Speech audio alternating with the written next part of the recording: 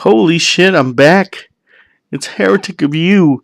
And yeah, it's been a while since I did a video. I realize that.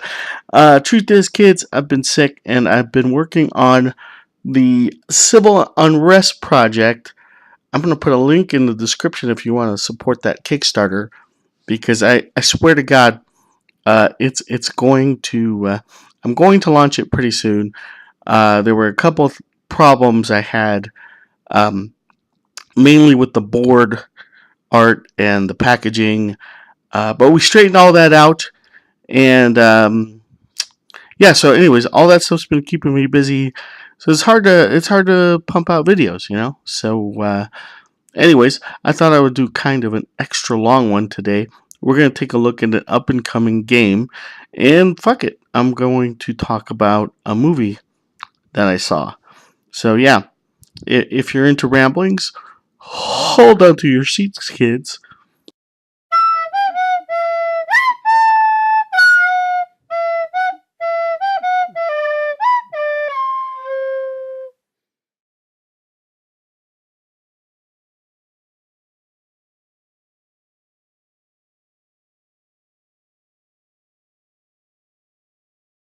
So I gotta admit, the first time someone said, "Hey, uh, you want to play a miniature skirmish game based on Harry Potter?" My reaction was, Gay! but then they say it's made by Night Models, Exception isn't very. Shut up and take my money. and to tell you the truth, I've been back and forth ever since then. I mean, take a look at these models. These models are fantastic. I mean, I'm tempted just to buy the models, just to have them. You know, fuck it. I'll make a Blood Bowl team out of them. I'll play a different game. It's pretty freaking hard to make, Ron Weasley look like a badass. But if anyone can do it, and if anyone did it right, it would be Night Models. Um, if you've seen any of their stuff, they do the Batman the miniatures game. By the way, guys, at Night Models, just a quick criticism: try to come up with a name of your game that is a little bit more exciting. I mean, Harry Potter's adventure game is, miniatures adventure game. Batman, the miniatures game. Jesus Christ, these are some pretty lame titles, but you guys do make fantastic models. So it's with a heavy heart that I'm going to have to actually pass on this game. Um, Reason being is that I watched a playthrough, and the game is pretty straightforward. There's not a lot of Harry Potter theme in it. It just didn't look very fun. It was almost like watching War Machine, and I don't know about you, but Harry Potter War Machine just doesn't feel right to me. Scared, Potter. You wish.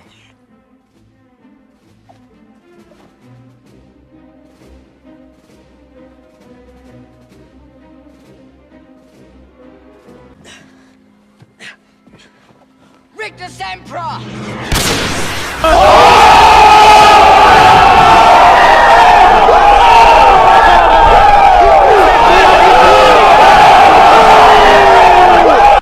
I don't know, maybe I'm just not a Harry Potter fan, but to me, the wizard pew pew duels were probably the least interesting things about the movie.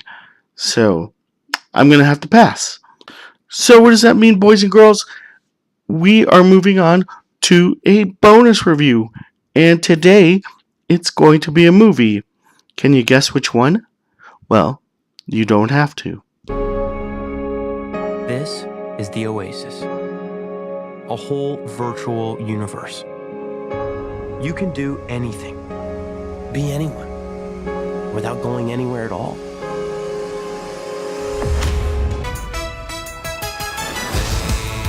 That's better. I'll wave to you from the finish line. McFly.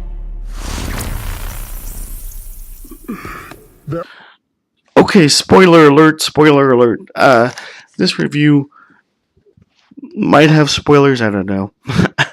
I'm not really used to reviewing movies, but recently went to watch Ready Player One. Now, this was a book by Ernest Cline, one of the few books I have read, and I read it recently, read it before I watched the movie, and I gotta say, what the movie and the book, it's the movies are pretty close.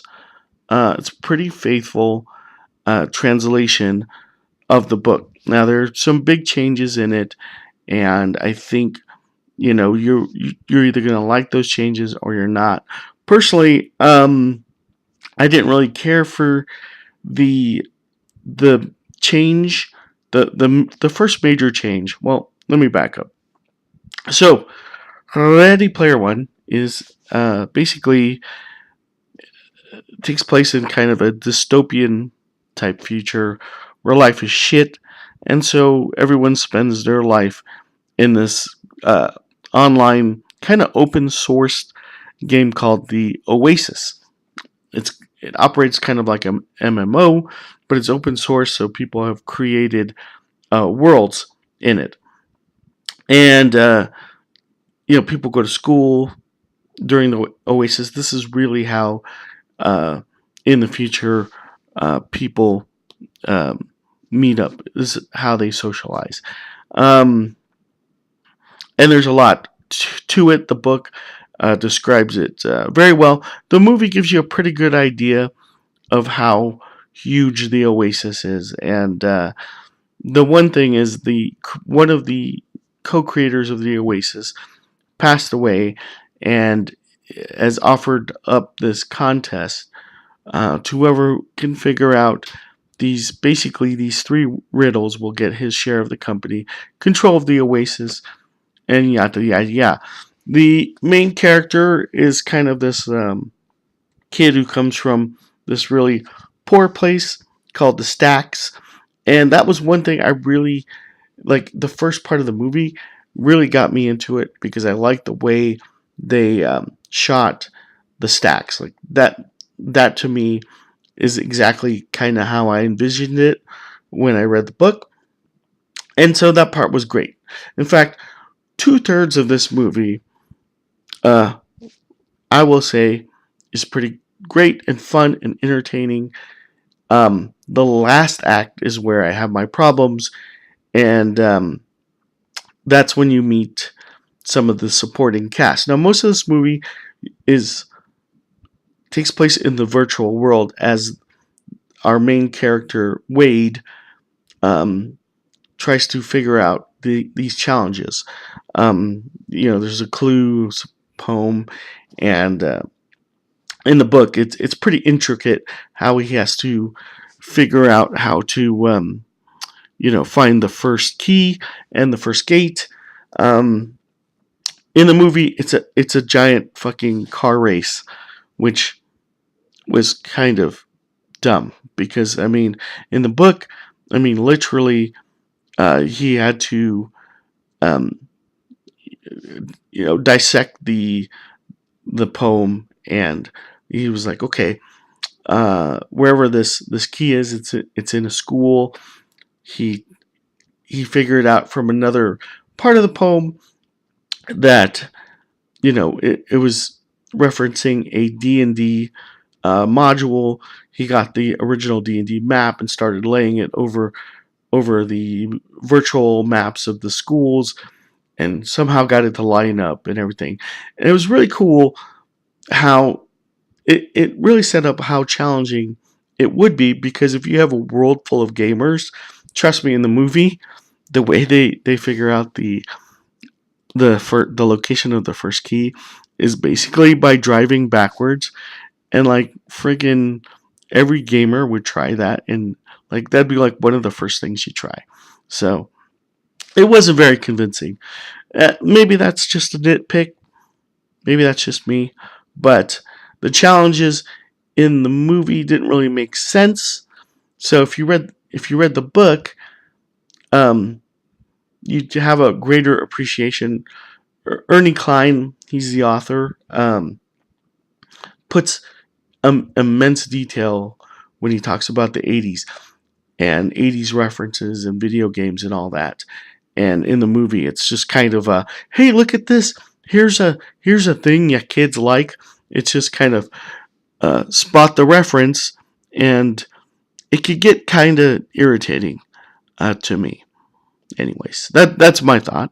It's just like they shove all these things to make it more relatable to the kids. Like, hey guys, you like Minecraft? Here's some Minecraft. Halo's a thing, so we're gonna put some Halo guys in it. You know, it's like, Jesus Christ, come on, guys. Now, I could forgive all of that, okay? Don't get me wrong. It's still a fun movie at the end of the day. I think my biggest problem is towards the end, the last act, where the stakes have to become real, and the movie didn't pull it off as well as the book did. And one of the reasons the book, and I fucking hate sounding like a hipster, saying the book is better, but I mean, one of the things the book dared to do was to kill off one of the characters, and it just made it real, and it made you feel like, okay, this company IOI that's trying to take over the Oasis, and will do anything to stop, the protagonist Wade, is really a threat. In the movie, it's Spielberg, so he has to kind of Goonies it up, so they become kind of cartoon bad guys, and you never feel like they're ever going to do anything ever. And of course, the end is wrapped up like a fucking Scooby-Doo, thing, complete with cops arresting the main bad guy as he's holding a gun. It's like, fuck, can you get any more cliche than that? And to me, that's where everything fell apart, and for it lost all of its charm by then. And at the end of the day, this is an okay movie. I'm gonna give it a C. It's forgettable. It really doesn't. I don't know if it's gonna stand the test of time. I think people, if you're just looking for a good couple of hours to eat popcorn to, and you want to see some cool special effects, by all means, watch this movie. You're not going to get more than that from it. And that is the mini review. Guys, thanks for watching. I appreciate it. And sorry, I haven't been around. But yeah, we're gonna get back on track doing videos and whatnot. And I will see you on the next one.